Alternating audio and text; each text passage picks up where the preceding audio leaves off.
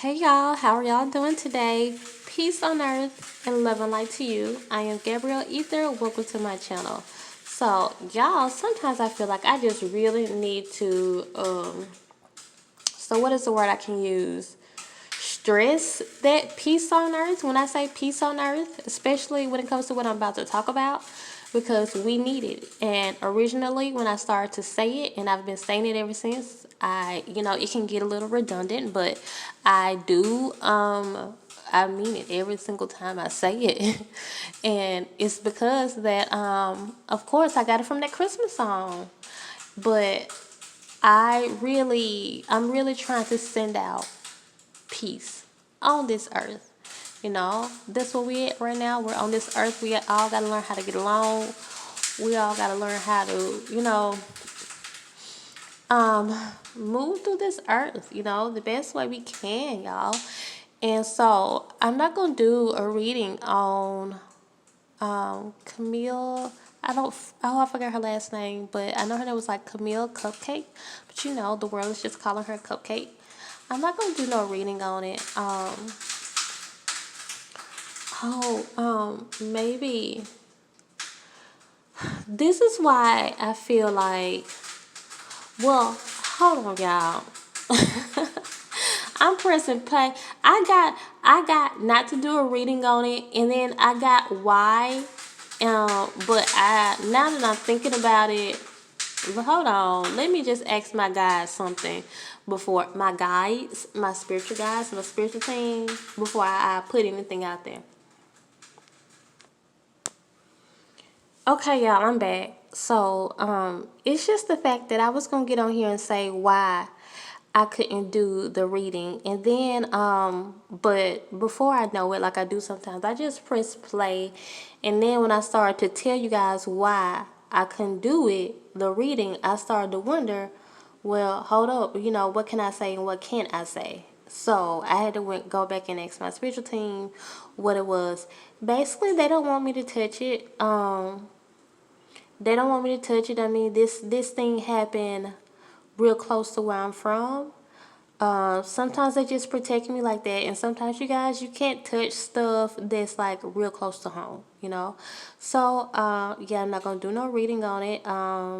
Where the little girl is from, y'all probably know, I say all the time where I'm from, but the city that she stays in is like 45 minutes from where I'm from. So sometimes Yahweh don't allow people to touch on things when it comes to your hometown. And yeah, so I'm gonna leave it alone. I'm not gonna do no reading on it. But Spirit did want me to speak on to bring awareness just to the subject of kidnapping. I might come to this a little differently than I was used to. Oh, hold on, my candle is not lit. Hold on, y'all. Y'all, I try to have funny. I stopped it on 333. Like my guys was telling me, like like showing me you need to have your elements, all four elements. Okay, so before you approach your ancestors, before I do any reading, y'all, I was going to ask y'all that. Let me know if y'all want to know how I get set up for a reading. I just thought maybe that's not interesting enough, but people have asked me that. But if y'all want to know, leave in the comment section, I'll tell y'all. But if you don't know, if you're trying to build an ancestor altar, just get your four elements, okay? Anytime you are, evoking spirit, or especially if you're doing readings like this, just have your four elements out there, okay? Do y'all know I keep watering this? That's what this is full for, and I love the lotus plant. That's my earth, okay? My air, look, this is for my air, okay? So that signifies air to me. Now, I think someone said incense can signify air. You know what? Whatever floats your boat. To me, in my head, since they didn't make any sense to me, and even though I like incense, I don't use incense to signify air, because to me, incense is smoke. Like, smoke is not air. It's like, to me, in my head, I know it can be a form of air, but it's just not air to me. So feathers, they actually fly through the air. So y'all, whenever you're doing any type of work, if stuff just don't make no sense to you in your brain, because our brains are wired differently, don't do it just because people are like, use this, and there's a candle that I use for fire. So let me put that out there. So just because people are like, use this, use that, in this spell, if it don't make no sense to you, don't do it, because it's most likely not going to work. It's more so about intention, So, how you going to do something if it don't make any sense to you? And hey, we're all different, so certain things just not going to make sense to you, and, and that's all well and good. Y'all, let me get to talk about CUPCAKE. So, Spirit did want me to put a message out there, and it might be the unpopular opinion, because you can feel however you want to feel about her mother who I was involved. Okay, true. Not taking anything away from how you feel. It is a disgusting situation. We all know that, okay? So the only thing is, remember that time I told y'all I went to hell? Watch that video. If y'all haven't watched it, I just uploaded it on my channel.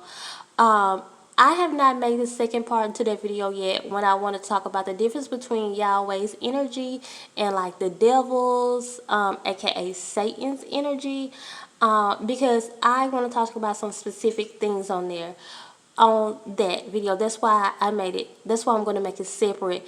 And one thing I learned when I was down the hill, y'all, that Yahweh is is more forgiving than I think people even know or give Yahweh credit for. Y'all can say God, we talking about the creator, whoever you feels like created this world. If you feel like there's a creator, to each his own. You may not feel like that, but I felt that I wanted to tell people how merciful Yahweh was.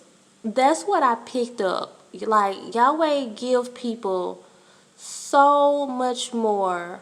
Oh my gosh, and this is really resonating with me right now. It's for something personal in my life. Okay, it's not me. It's just somebody I know. But anyways, Yahweh is so merciful. If you go to hell, you better believe you sent yourself there.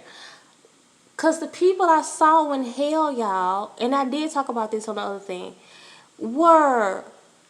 their energy was very evil, very bad, as if the only people who are really down there are people who are just evil, and the people who knew better and did not do better, okay? So with that being said, Yahweh is so much more merciful than we even think, okay? You most likely not gonna go to hell if you an okay person. I'm just saying, but please, when you know better, do better. So, y'all, we have to be a little bit more merciful on her mother, unless you just picking up something totally different than what I'm picking up, not even what I'm picking up, because what I picked up, I ain't even gonna go there. But unless you just actually know something else. But if we're just looking at what the media has put out there, the media has said she basically made a bad decision. She was negligent. She sent her daughter to her cousin's house, to a place where she where people have said, they don't take care of your children. Her baby father said, that's not even like my baby mama. My baby mama don't really do stuff like that. But I've told her before, why are you sending her over there? You already know she don't take care of her children. And sometimes when people are your kin, you will just feel like, oh, they gonna take care of my children, y'all. But aren't we all guilty? Aren't we all guilty for that before we just look at someone else? So Spirit really wanted me to put this message out there, because we all need to look at our own selves and evaluate our own selves, okay? And that's why this is a spiritual channel. We work on ourselves on this channel. How many times do I say that on my videos? That's why I say at the end, continue to come and grow with me and subscribe. And then I say now, so we can become a part of each other's tribe. But continue to come and grow with me. We are forever learning, y'all. So we have to, what is the big lesson in this? People say, I've heard people say, love on your children more. You never know what's going to happen. Watch your children more. You never know what's going to happen. And all that is so true, y'all. That is the lesson. Okay, but let's all internalize this a little bit. You know, let's all internalize this and ask ourselves, how many times have we been that lady who dropped off our children at someone's house and we didn't trust them? We are at our wits' end with these children. You know, we going through some stuff. We barely can't pay our bills. You just want time to cry sometimes. Sometimes just to go to yourself and cry. There's a birthday party going on. I'm fixing to take my child over to my cousin's house. They got other children. Oh, yeah, you know, she gonna be good. You know, and then sometimes we have that bad feeling and then we push that to the side because we're like, well, you know, I know bad things happen, and that be the very moment that angel is telling you don't let your child go. But we've all been there. And how many times have, you know, you've probably got that call and say, you know what, little, I'm making up names, okay? So if I say your child's name, I'm just making up names. So little Cherie fell, you know, hurt herself. We had to take her to the hospital. Or little David was food poisoned. We got to take him to the hospital. And you're like, oh my gosh, I felt not to take my baby there. But I thought my baby would be safe, you know. So we didn't know anything was going to happen. And that has happened to us, you know. So even though you might be like me, super paranoid, okay? So I never judged anybody for when they are not like me, because I've always considered myself paranoid. People told me that my whole life. I don't let my children go. My son, oh my gosh, he is 19, y'all, and I just got to the point where I can just let him go, cause really don't have a say in what that grown man does. I can tell him, I can't do nothing but tell him now. I can't prevent him from doing anything. But my daughter, I treat her just like I treat my son. You know, I took my son out of the public school system. I saw that they were racist at that school. And in my head, no, you're not about to go in that school system because it's racist. I'm supposed to expect you to watch my child. You'll probably be the one that sit up there and watch my child climb up on that tree and sit up there and watch my child fall. You know, so no, I didn't trust that. And then after I did more research, I saw the harms of public schools. In my opinion, I see the harms of that. So I kept my son out of school. But first, it was just basically intuitively. I took my child out. At that time, I had a pastor, and I talked to the pastor about it. That only confirmed things that I was already seeing, though, at that time. So yeah, but how many times have we done it? How many times do we send our children to these schools where we know that that our parental instincts are telling us these people don't like your child for whatever reason? Sometimes you have special children and they don't like your children, you know, but we still send them there because we say education is important. But in my mind, I said, no, education is not that important. I'm going to have a dumb, alive child. My child going to be dumb, but at least my child is going to be alive, because I couldn't live for myself if anything happened to him. But with that being said, y'all already know that was me being very sarcastic, but I've said that before. I've said, if people think my child about to be dumb now, okay, well, at least he's going to be alive. I just always felt like that, y'all. So, but, you know, hey, my son is a genius. Aren't all our children geniuses? You know, we gonna all say that about our children, but my child, he really is. Like, he didn't even need school.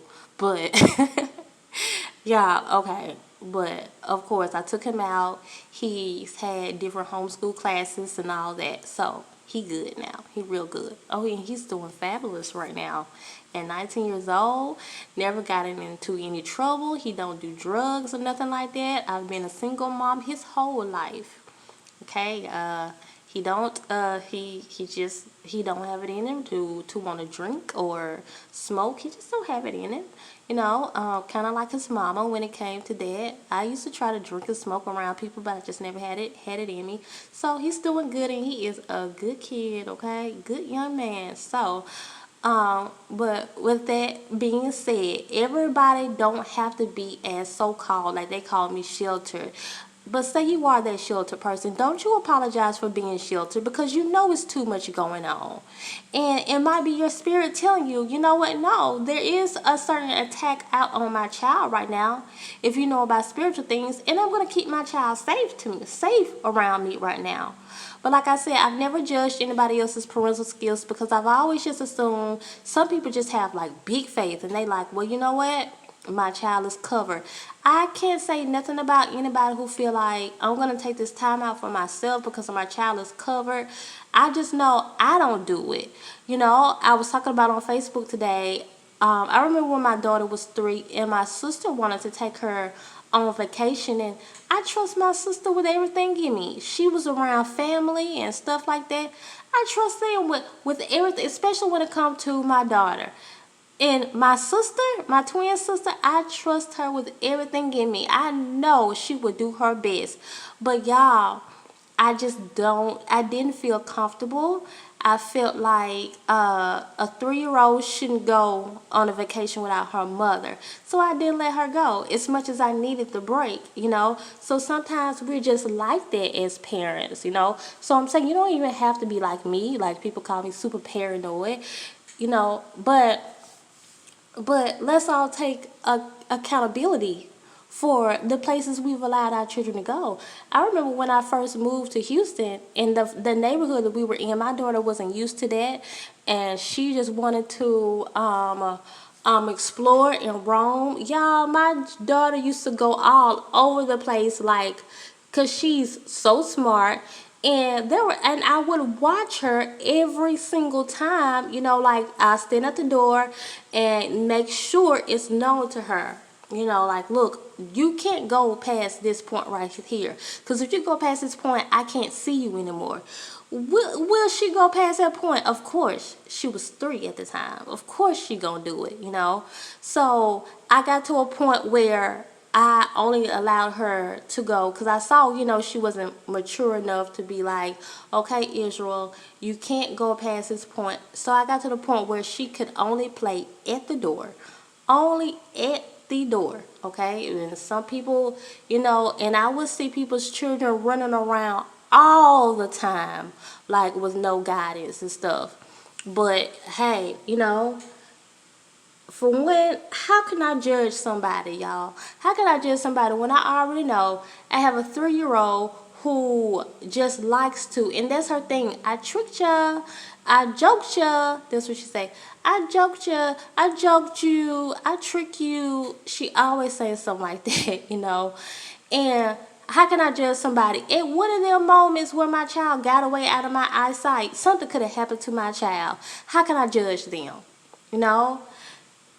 That's all, y'all. We have to learn to be a little bit more merciful when it comes to situations like that. Like I said, this might be an unpopular opinion, but I just wanted for us to see that this is something that could have happened to any one of our children before we just be like, how could you do that? You know, I've been to plenty of parties where every mother in there were great mothers, but all the grown-ups are having fun and all the kids are having fun, and every now and then we like, hold on, where little so-and-so go? I've been to parties where, you know, because I don't let my daughter roam freely at parties, where I'll go and sit in the kids' room, but, you know, and being the only adult in there because I'm scared to let my child roam around like that. But, you know, I'm not judging anybody because, hey, when they're children, they will test you and they will try to get away. Now, most of us feel like, okay, well, I'm not going to go to that extreme. No, most of us wouldn't. Most of us wouldn't go to the extreme to have, I would have been picking up my baby before 8:30. You know, I know she at families, but shoot, 8:30, she should be at the house. No, most of us would not go to that extreme.